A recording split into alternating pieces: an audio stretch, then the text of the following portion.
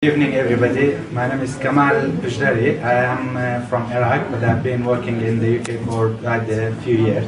And I'd like to mention the important point that the main reason that I migrated to the UK was for the purpose of my training. And along the few years which I've been working there with the training, non-training, and with the consultant colleagues there, but I've never met anybody to be so structured in their training, and I can easily say that in these 2 weeks which I've been with Dr. Mishra and the rest of the faculty and of course the rest of the team in the lab, and it's been the most useful 2 weeks in my training, and by 10 times I can easily say compared with the time which I've spent in the UK.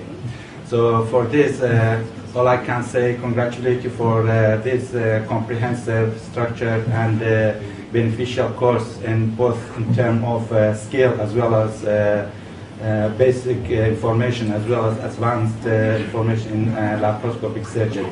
So I'm glad that I'm here, and I'm here for another 2 weeks, which I'm really happy with my decision that from the first step I booked for 4 weeks rather than just 2 weeks, and that was the impression of most of my colleagues. They said that the majority of them, they said that they would like or they hope if their working situation permitted to stay for another 2 weeks.